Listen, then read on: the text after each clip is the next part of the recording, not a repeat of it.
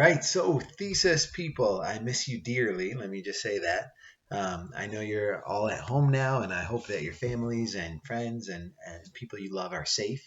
But I wanted to record this video to just start thinking about thesis and hopefully quell any fears and concerns you have. First off, remember that it's okay to feel what you're feeling. So it's hard to figure out something you've been excited about, thesis, writing your thesis, making your book. All that's now feels very uncertain and feels up in the air, and that's completely normal. That's okay. That's number one. Number two, you're still going to have a beautiful and amazing thesis. It's going to be different than we thought and that we originally hoped with the coronavirus here and a lot changing, but that's okay. It's going to be your thesis. It's okay that your thesis will not be what you originally thought it would be. And it's still going to be a process that you are going to learn from, that I am going to be deeply excited to read what you create, and that together we're going to make it through this time.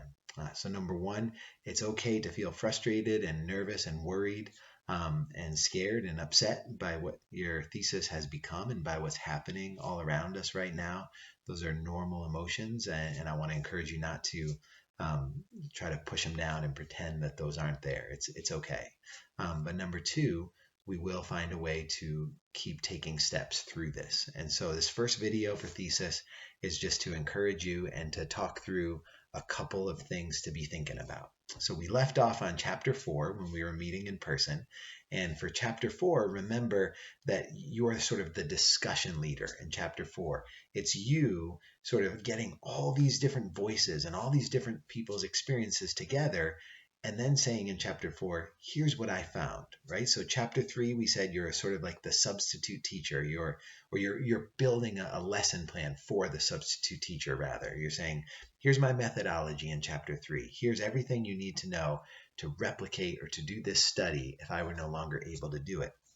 In chapter 4, you're the teacher, you're in the room, you're the discussion leader. So for chapter 4 of your thesis, you are now saying, okay, I've asked some really interesting questions, your research questions, and now you're saying, let me solicit lots of data, lots of ideas, experiences, observations, all those data points we talked about to sort of see how this question is addressed among my research participants. So the question becomes, how do we keep doing that when schools are shut down and everything is changing right before our eyes?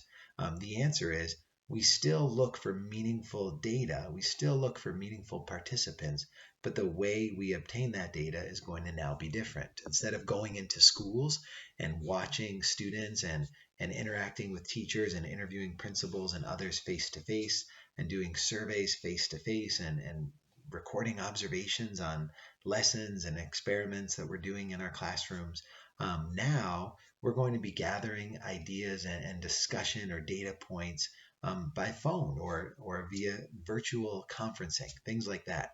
Some of the people you might have interviewed might have originally wanted to interview might still be willing to talk with you, and they might be willing to talk with you by phone, in which case you can do just what we talked about in class. You can record using voice memo, talk to them by phone and ask your questions, and you might even ask things that relate to this current situation. How are they dealing with that? How does that change their perceptions on mindfulness or student nutrition or other areas, student yoga, right? Does it change when it's virtual? You could include another layer of your research. So that's one option, that you continue with the same participants if they're willing and able and have the time to talk with you by phone. Now, let's say things are really thrown off course and participants haven't gotten back to you and they're facing some crises in their own life and trying to cope with all of these changes in this virus. It might be time to think about some new participants, right? And these might be people, perhaps other peers, people that could address your research questions from a different vantage point or from a different perspective. They could very well end up being people in our class who have tried things like yoga in the classroom. It might not be the experts you were originally thinking of talking with, but it still gives you a different perspective, and primarily you still get to practice that art of research, of engaging with other people, gathering data that's new to you, and thinking about how you synthesize it together in chapter 4. Number two, maybe you reach out to professors, people right in the School of Ed or professors in other departments, and ask them questions and inquire of them regarding their experiences with your research question.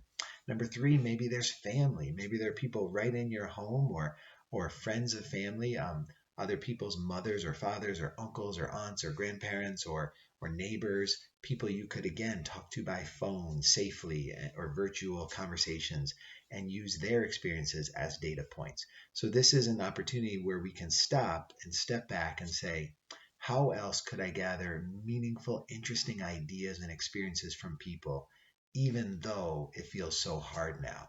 And I just want to encourage you to think creatively. As you know, when I'm looking through your thesis, I'm full well understanding that all of what we're dealing with is changing everything. So this is a time for you to be creative and to be hopeful, even though I know it's hard. Remember too that healthy action can be an antidote to anxiety. So writing a little bit of your chapter 4 could help you deal with some of the uncertainty and the emotions we're all feeling right now with this virus.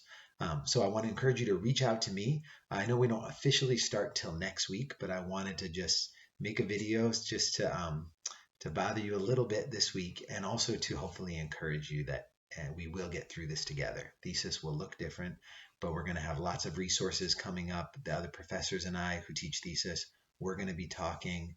But as you know continue to think about chapter 4, right now I just wanted to encourage you to think creatively, to think broadly, and to think who else could I talk to that might provide some meaningful ideas about this research question.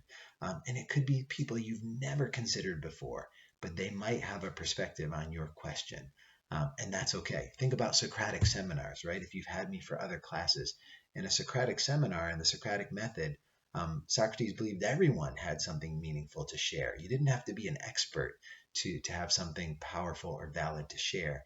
And towards your research question, now since we're prohibited from doing it the way we originally intended by being in schools and talking to leaders and educational policy experts, I want to encourage you to think, who else might have a different view that might actually shape your research question? Who else could you call and interview for your project?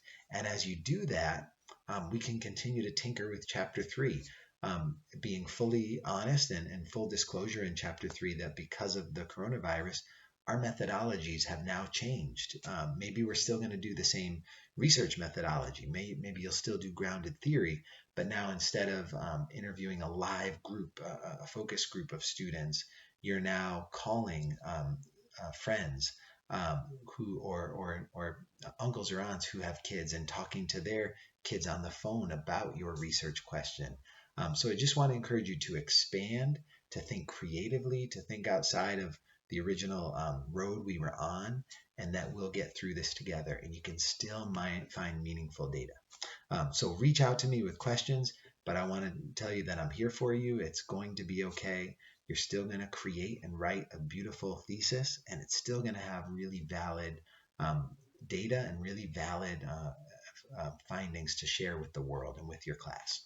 All right, more soon from me, but this is just to get you thinking and hopefully encourage and help you feel like it's going to be okay. All right, we'll talk soon again.